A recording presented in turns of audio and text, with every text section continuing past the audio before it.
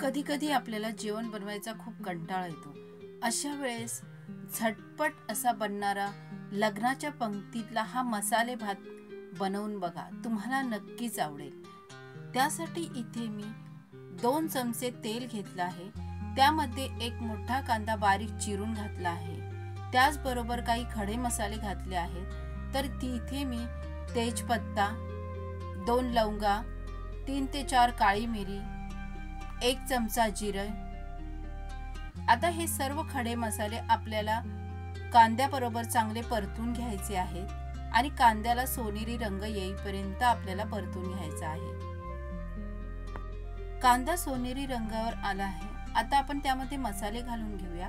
तर इथे मी 1 चमचा धने पावडर, अर्धा चमचा जिरे पावडर, पाव चमचा हळद आणि 1 मोठा चमचा गोडा मसाला घालून घेतला आहे। जर तुमच्याकडे गोडा मसाला नसेल तर तुम्ही गरम मसाला सुद्धा वापरला तर चालतो।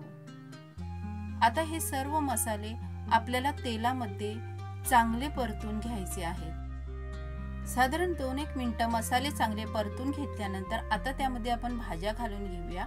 तर इथे मी फ्लावर, मटार, गाजर आणि वांगी उभी चिरून घेतली आहे।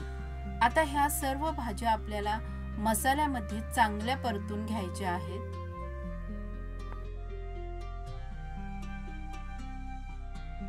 भाज्या मसाल्यामध्ये चांगल्या परतून घेतल्यानंतर आता आपण त्यामध्ये गरम पाणी घालून घेऊया आणि साधारण 5-1 मिनिटं ह्या भाज्या चांगल्या शिजवून घेऊया। इथे तुम्ही पाहू शकता साधारण 5-1 मिनिटं आपण भाज्या चांगल्या शिजवून घेतल्या आहेत। भाज्या ऑलमोस्ट 80% शिजल्या आहेत। आता आपण त्यामध्ये स्वच्छ धुतलेला तांदूळ घालून घेऊया आणि तो सुद्धा त्या भाज्यांबरोबर चांगला एकजीव करून घेऊया। तांदूळ आणि भाज्या चांगल्या एकजीव करून घेतल्यानंतर ह्यामध्ये मी थोडेसे काजू घालून घेतले आहेत। तुम्हाला नको असल्यास तुम्ही स्किप करू शकता। आता इथे आपल्याला गरम पाणी घालून घ्यायचं आहे। तर इथे मी 1 कप तांदळाला ऑलमोस्ट 1.5 कप पाणी घातलं आहे। गरम पाणी करून घातल्यानंतर आता त्यामध्ये चवीपुरतं मीठ घालून घेऊया आणि पुन्हा एकदा चांगलं ढवळून घेऊया। भातावर झाकण ठेवून आपल्याला 15 मिनिटं तो शिजवून घ्यायचा आहे। तर साधारण 10 मिनिटांनंतर तुम्ही पाहू शकता भातामध्ये थोडंसं पाणी शिल्लक आहे आणि भातही थोडासा कच्चा आहे। तर अजून 5-1 मिनिटं आपण त्याला झाकण लावून शिजवून देऊया। तर साधारण 5-1 मिनिटांनंतर तुम्ही पाहू शकता आपला भात चांगला शिजला आहे। आता त्याला वरून कोथिंबीर घालून घेऊया।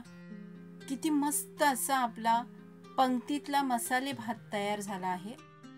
तर तुम्हाला ही रेसिपी आवडली असेल तर लाईक करा, शेअर करा आणि अशाच नवनवीन रेसिपींसाठी कविताची पाकशाळा चॅनलला सबस्क्राईब करा।